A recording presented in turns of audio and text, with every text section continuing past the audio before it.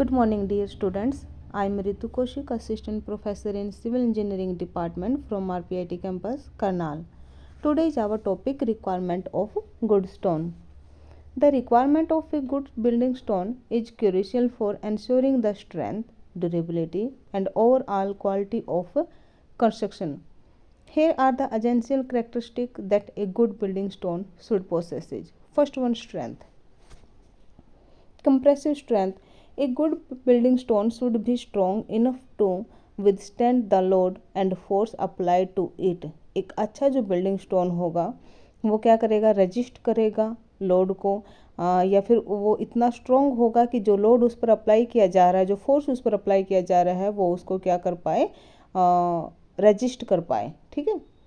Typically the stone should have a compressive strength of at least 100 to 150 Newton पर mm square. ठीक है.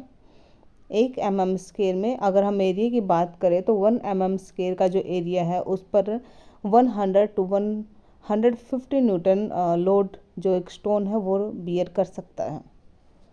फिर है durability. The stone should B durable, capable of resisting weathering and chemical effect. It should not disintegrate due to rain, wind or temperature changes.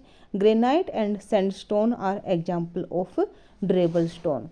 क्या कहा इन्होंने, durability में क्या होता है कि द स्टोन जो है हमारे पास वो ड्यूरेबल होना चाहिए या फिर इस योग्य होना चाहिए, ऐसे कैपेबल होना चाहिए कि जो वेदरिंग जब इफेक्ट होता है या फिर कोई केमिकल इफेक्ट होता है उसको वो रजिस्ट कर सके. ठीक है. It should not disintegrate. ये डिसइंटीग्रेट मीन्स होता है टूटना, इसको टूटना नहीं चाहिए. टू नॉट डिसइंटीग्रेट, इसको नहीं टूटना चाहिए due to rain, wind and temperature changes. जो भी वेदरिंग चेंजेज आते हैं, जो टेम्परेचर चेंजेज है या फिर बारिश बहुत हैवी होती है, विंड होता है, जो विंड का फोर्स लगता है, तो उसकी वजह से ये डिसइंटीग्रेट नहीं होना चाहिए. जो ड्यूरेबिलिटी का एग्जाम्पल लेके चले हम तो ग्रेनाइट और सैंडस्टोन जो है वो बहुत ही ड्यूरेबल स्टोन है. फिर है हमारे पास hardness.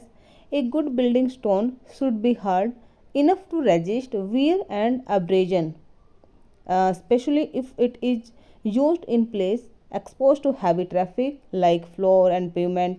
A stone with a hardness of more than 17 on the Mohs scale is preferred.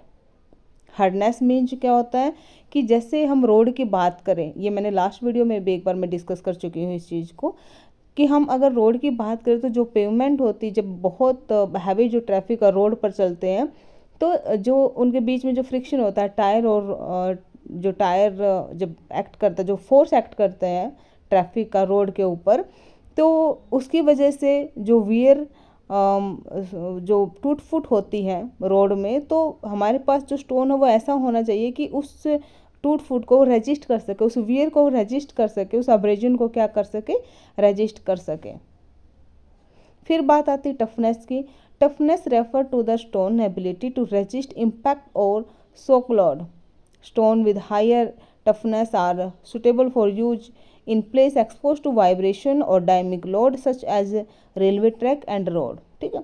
जहाँ पर वाइब्रेशन जो लोड होता है फिर डायनेमिक लोड होता है, इस एबिलिटी को अगर, या फिर इम्पैक्ट लोड हम बात कर सकते हैं इसकी, जो एकदम से लोड लगता है, अगर इम्पैक्ट लोड को ये रेजिस्ट कर पाए तो उस प्रॉपर्टी को हम क्या कहेंगे, toughness.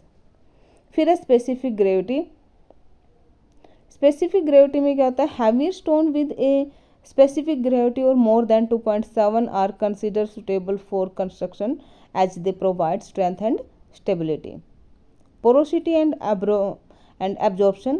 A good building stone should have low porosity and water absorption. Stone with high porosity absorb water which may lead to deterioration and weathering, and ideally water absorption should be less than 5%.